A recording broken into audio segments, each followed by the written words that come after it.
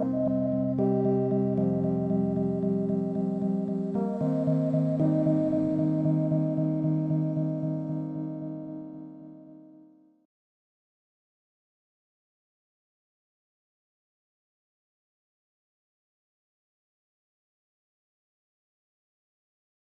kind of start with a little bit of background.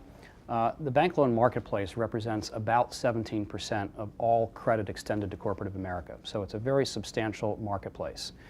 And it has some unique characteristics attached to it. First is that when bank loans get extended, they're extended on a floating rate of interest, a credit spread set above LIBOR. And that component of the way bank loans are priced and kind of set from an interest rate perspective means that from a duration perspective, that interest stream is not exposed to the traditional duration risk that you would see in a normal fixed income instrument. So that's one of the key facets of a bank loan that makes it attractive. The other part that makes it attractive is the yield opportunity. And the overall yield opportunity is driven by the fact that most of the issuance in the bank loan space is to non-investment grade companies that have gone through some form of capital transformation, could be a merger and acquisition or a leveraged buyout, but it's a business that has taken on a quantum of debt on their balance sheet. In exchange for that added balance sheet risk in the non-investment grade profile, we typically get yields and spreads that are much wider than you would see in kind of the investment grade end of the corporate credit markets, something more analogous to what you would see in the high yield bond space. Now, one of the unique features of bank loans, though, is that we compensate for that added risk profile of our issuers by taking a full collateral package. So to the extent that something goes against us or goes wrong in our marketplace, there's a fallback position where the collateral provides some underpinning to the ultimate outcome that we have, to the extent that one of these non-investment grade companies ultimately falters and goes through some form of a restructuring. The final component that makes bank loans quite attractive is the fact that we have traditionally been not very correlated with other asset classes.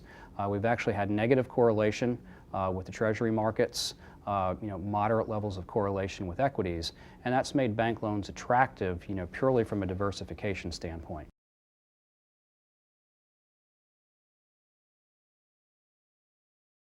3 points. Historically, bank loans receive higher returns than other segments of the fixed income marketplace.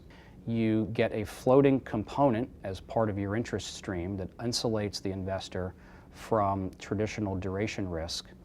And in addition to that, you're also getting the diversification properties. So I think those 3 facets have evolved the asset class as it has grown to be more widely accepted for a strategic allocation versus a tactical allocation. Was really driven by the dislocation that we had seen back in 2008 post-Lehman, when there were some structural issues in our market that caused wide gaps in trading levels and brought investors to the table more for the tactical opportunity, less for the long-term strategic.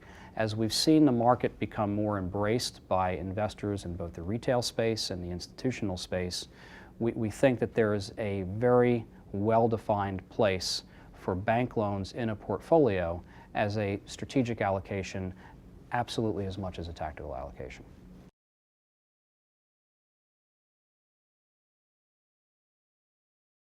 I think the few other things that investors need to think about, they really need to be very clear on what their risk tolerance is. And when they think about an allocation into bank loans, they need to understand that it's going against their credit risk allocations. And they need to think about how they're sizing that from a portfolio perspective. I think that's one major consideration. I think the investor can also take a view on interest rates. And while bank loans traditionally have a interesting yield profile through multiple cycles, there's kind of a higher level of interest typically tied to a rising rate environment, when bank loans will see kind of a higher rate of current income as short-term rates increase. So investors may want to think about that as part of their allocation strategy as well. And then finally, investors need to think about liquidity. And while the bank loan asset class has matured, it's grown, it is still a private asset class. It is not publicly traded. And while there is certainly a high degree of volume in the marketplace, investors need to think about a liquidity aspect of their allocation, and they also need to think about this asset class as one that they typically should invest on a full cycle basis as opposed to a short-term basis.